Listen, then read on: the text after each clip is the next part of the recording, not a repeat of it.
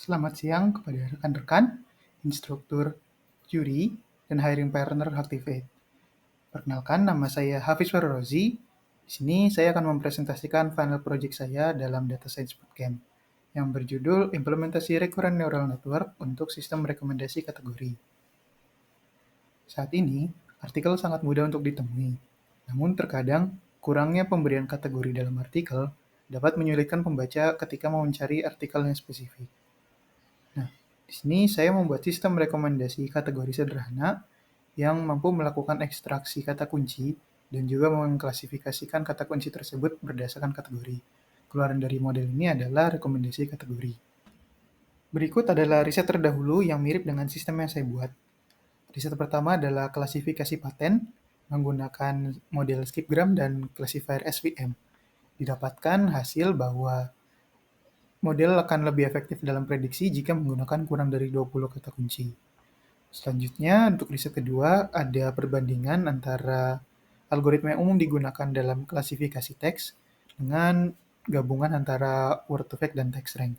Didapatkan hasil bahwa gabungan tersebut memiliki performa dan akurasi yang lebih baik. Berikut adalah dataset yang saya gunakan dalam training model. Di sini saya memasukkan 180.000 artikel dengan judul, ringkasan, dan juga teks artikel ke dalam model untuk dipelajari. Secara umum, terdapat 4 hal yang dilakukan oleh model. Yang pertama adalah ekstraksi kata kunci dari artikel, di mana model mengambil 10 kata kunci. Kemudian kata kunci ini dijadikan vektor angka, lalu dilakukan klasifikasi untuk masing-masing vektor tersebut, sehingga mendapatkan kategori yang sesuai dengan label, dan juga model melakukan rekomendasi berdasarkan probabilitas.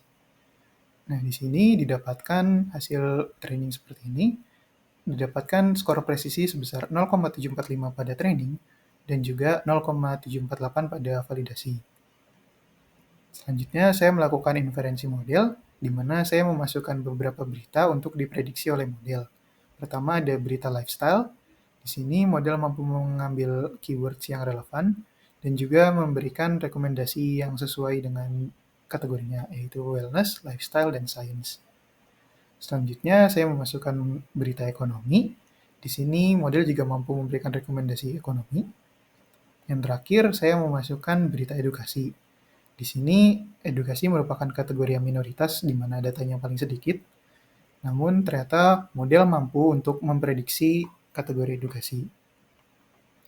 Jumlah kata kunci yang digunakan berpengaruh pada waktu ekstraksi dan waktu training model.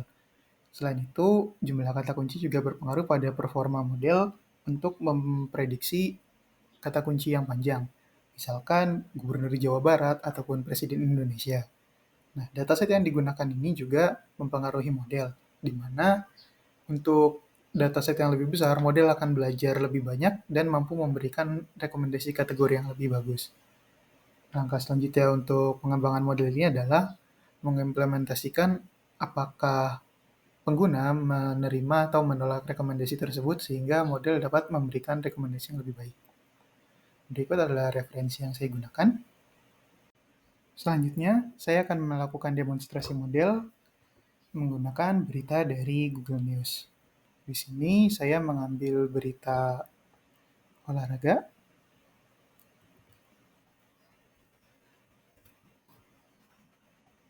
Dapat dilihat bahwa model mampu mengambil 10 kata kunci dan juga memberikan rekomendasi yang relevan, yaitu olahraga, sport, other, dan juga opinion.